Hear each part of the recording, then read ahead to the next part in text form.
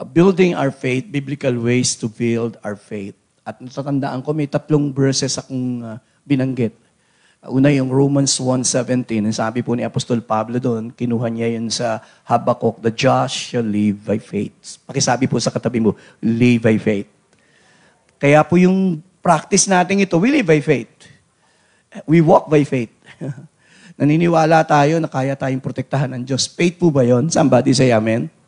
I believe that is faith. Ang sabi pa ni Apostol Pablo, 2 Corinthians 5:7, we walk not by sight but by faith. Pagsabi po, by faith. Mahalaga sa Diyos yung paglakad sa pananampalataya eh. At pinag-usapan natin yung confession ni Pablo, yung 2 Timothy 4:7, sabi niya, I have fought the good fight. Ang maging Kristiyano, pakikibaka po yan. Nakikibaka tayo, may mga kalaban tayo, kasalanan, tukso, mundo, even Satan. Kaya sabi ni Pablo, Ephesians 6:12, we wrestle not against flesh and blood, but against principalities, rulers of darkness, and wickedness in the high places. Sabi ni Pablo, magandang sinabi niya bago siya namatay, valedictory address niya, sabi niya, I have fought the good fight. Pakipakita natin ulit. I have finished the race. I have kept the faith. The Lord impressed upon my heart na i-share ko po sa inyo ang isang maiksing mensahe. Hindi lang faith ang importante sa ganitong season. Naniniwala po ako na mahalaga yung ating prayer life ay matatag at matibay. So let me share with you, hindi naman bagong katuruan. Pinamagatan kong how to build a strong prayer life in this season. Paano nga ba mag-build ng strong prayer life in this season? Alam nyo, kapag nag-build ka ng building, gusto mong tiyakin na matibay. Na kayang tumindig kahit intensity 7, intensity 8. Kaya yung mga engineer, may tinatawag na strength of materials. Inaaral nila ang kanilang pag-build para pag nasagupa yung pinakamalakas na lindol, matibay eh. Ganon din po tayo bilang Kristiyano. Sa season na ito, tanungin natin ang ating sarili. Gaano ba katibay ang ating pananampalataya? Gaano katibay ang ating buhay panalangin? So with that in mind, gusto ko pong, for me, as a pastor, personally, I believe, ang pinaka-most inspiring at best example ng may strong prayer life sa Bible ay ang Panginoong Hesus. So lahat po ng puntos na aking isi-share, bibilisan ko lang para hindi ako mabagal, siyempre, ay hinango ko po sa life, teaching, and ministry of our Lord Jesus Christ. So most of the points na babanggitin ko po ay nakapaloob doon sa life and teaching and ministry of Jesus Christ. So magsisimula po ako sa mga piling talata na mga paborito ko po. Madalas sinasabi ko pag gusto ko pong ma-inspired ang aking buhay spiritual, lalo na yung prayer life ko, ang ginagawa ko po una ay nire-review ko yung prayer life ni Jesus. Sa 2021, ang prayer ko po ay nawa ay lumalim pa yung ating understanding about prayer. Marami sa atin matatagal ng Kristiyano. Yung iba rito, nakita ko sa Arroyo pa, bata pa lang ako, nandun ka na. At magkakasama pa rin tayo hanggang ngayon. By the grace of God.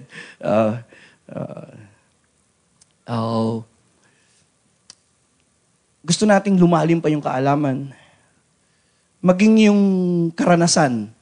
Hindi sapat na marami ka lang alam, pag pinag-usapan yung prayer, ang dami mong alam na verses. Ang tanong pagdating sa karanasan, malalim ba yung prayer life mo? Masasabi mo bang after so many years na nag-travel ka na, napunta ka ng Arroyo, PUP, TUP, kung saan-saan, ngayon napunta ka rito. Ang tanong, malalim ka na ba sa panalangin? Yung karanasan mo ba sa panalangin, masasabi mong malalim na nga ba? So, I pray that when you talk about prayer, dapat may deeper understanding, may mas malalim na deeper in practice and deeper in power. Ang importante sa panalangin ay nakikita mo ba yung result ng mga panalangin mo o puro prayer ka lang? Yung mga panalangin mo ba for many years, tingin po kay pastor, masasabi bang pastor, nasagot talaga ng Diyos eh. Sinagot talaga ng Diyos. Yun nga yung nagpatibay sa amin, kaya kami ay patuloy na hinahanap ang Panginoon eh.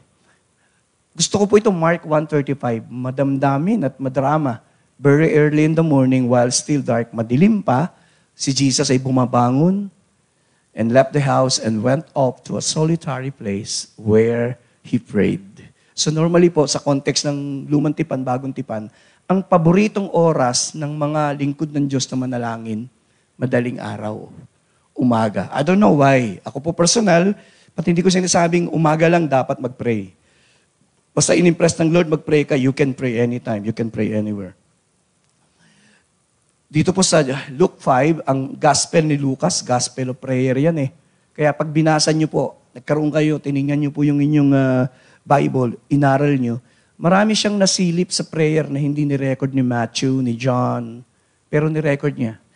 Luke 5:16, but Jesus often withdrew to lonely places and prayed. Madalas daw, bigla na lang nawawala ang Panginoon. Hahanapin nila. And then, masusumpungan nila na nanalangin. Ito po ang pinakapaborito kong verse sa prayer sa Luke chapter 6. Now, it came to pass in those days that he went out to the mountain to pray and continued, pakisabi ba, all night in prayer to God. It was recorded by Luke na si Jesus Christ ay nagpipray ng magdamagan, nag-iisa para katagpuin ang kanyang Ama. So, with that in mind, pag-uusapan natin paano tayo magbibuild ng strong prayer life in this season. Last Wednesday po, nagkaroon tayo ng live program, Worship, Word, and Wonders. Gusto ko pong simulan doon yung aking topic. Sinagot ko po sa program yung tanong na, what happens when we really pray? Kasi para makapag-build ka ng strong prayer life, dapat alam mo nangyayari pag nagpipray ka at pag hindi ka nagpipray. Dito po sinagot ko, ano nangyayari pag nagpipray ang Kristiyano? Number 1, when we pray, we are blessed and we become a blessing. Ang paraan kasi ng Diyos para i-bless ka, may tinatawag po na God-appointed method. Mahirap ipaliwanag na para i-bless ka ng Diyos, you need to ask. Kaya Matthew 6, verse 12, give us this day our daily bread. Matthew 7, verse 7, 11, I'm sorry. Sa Matthew chapter 7, verse 7, ask and you shall receive. Lagi andun yung salitang ask. Tapos Matthew 7, verse 11, sabi ng Panginoon, kung kayong masasama, marunong magbigay ng mabubuting bagay sa inyong mga anak, how much more will your Father in heaven give? Pakisabi po, give good gifts. Kanino?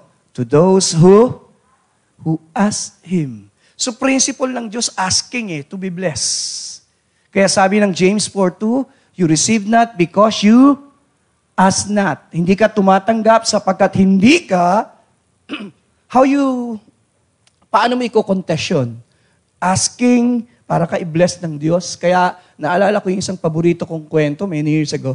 May isang umakyat ng langit daw po at pagdating sa langit, nakita niya yung bodega ng langit. At sabi niya sa anghel, sabi niya, bakit ang daming pagpapala dito sa langit? Ang sagot daw po ng anghel, yan yung mga unclaimed blessings ng mga Kristiyano sa lupa. Kayo po, may unclaimed blessings po ba kayo sa bodega ng langit? Kayo lang po ang makakasagot niyan. Natawa po ako, ang sabi daw ng anghel, yan ang mga unclaimed blessings. Pag tayo po yung sumasakay ng eroplano, may mga unclaimed baggage. Ikot ng ikot yung baggage, walang nakiklaim. In heaven, marami rin blessings unclaimed. And I pray today, i-remind ka ng Diyos doon sa unclaimed blessings na yun. At pag nagsimula na tayo mag-pray, nabibless, hindi ka lang nagiging pagpapala. Hindi ka lang nabibless, nagiging pagpapala ka. Pwede po ba ako magtanong?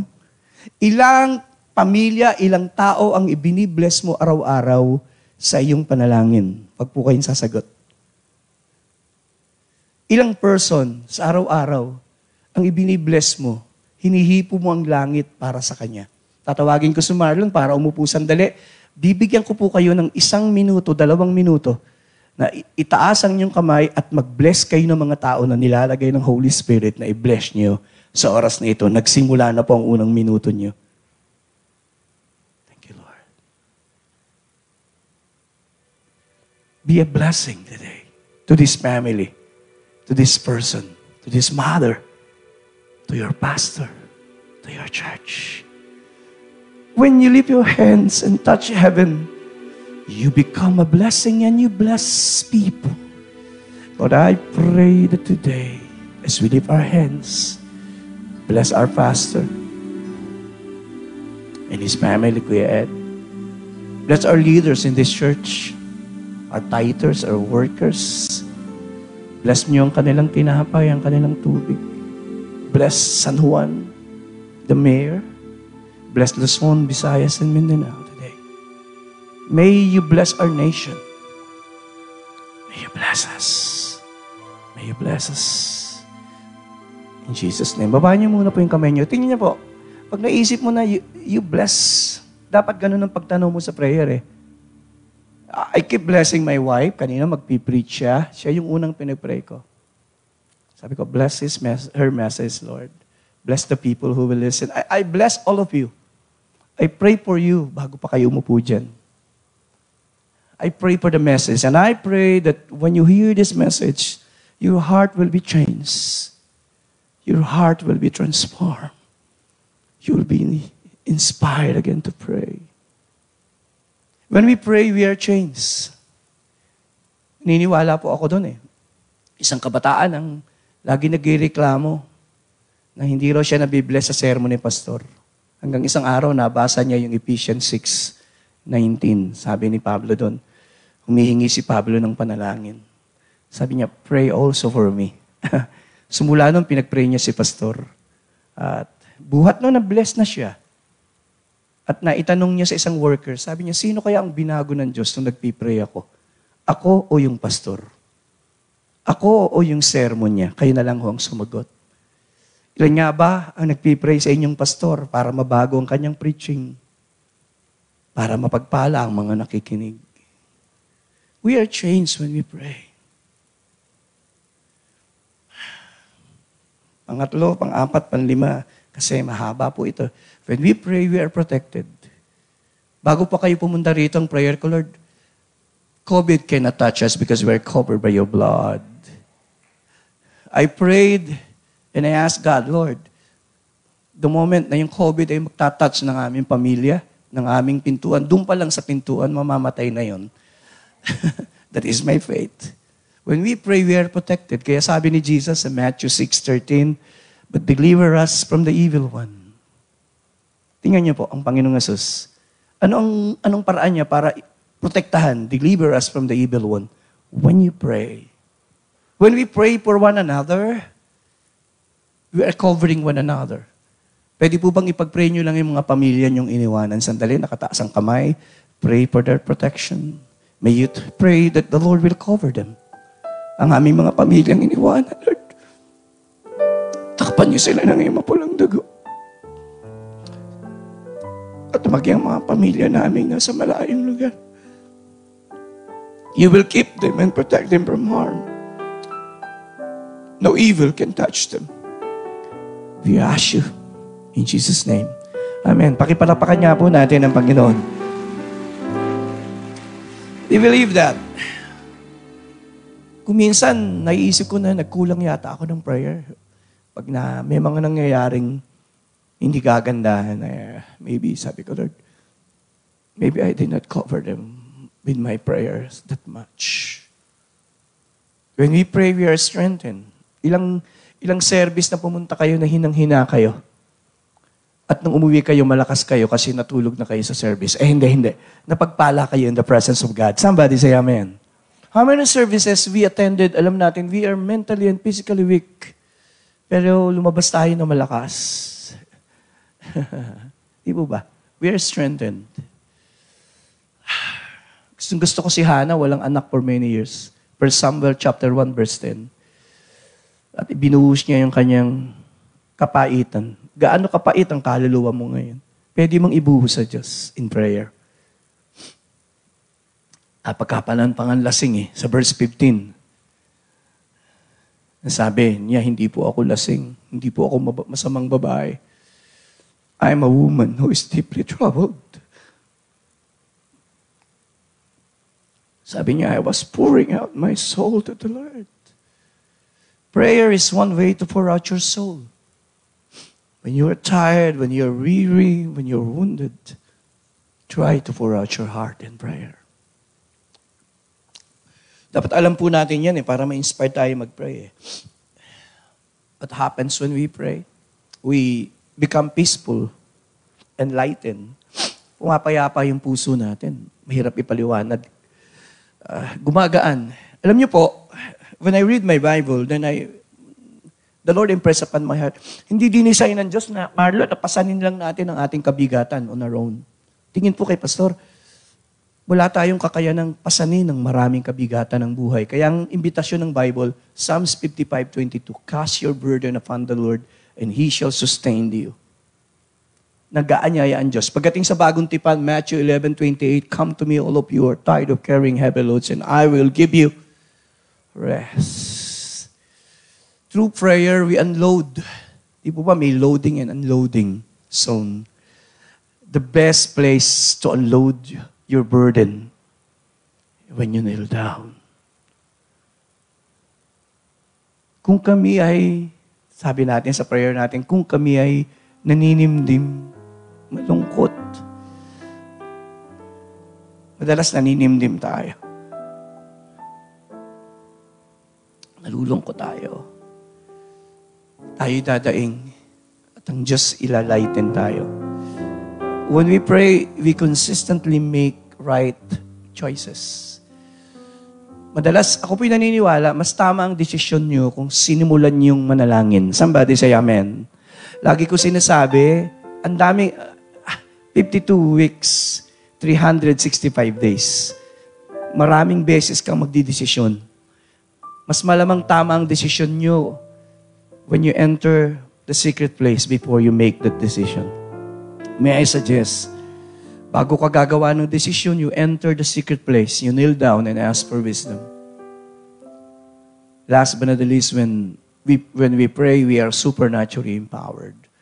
Tinuturuan ka ng Lord to pray more eh. May kausap po ba ako? Nakikinig po kayo, ini-inspire kayo ng Diyos to pray. Do you know that? As you listen, ini-stir ng Diyos yung heart mo to pray. Who can stir your heart to pray? I cannot. Only the Spirit.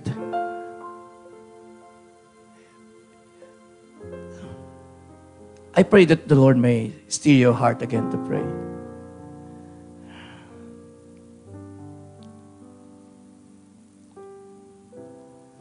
Change my heart, oh God.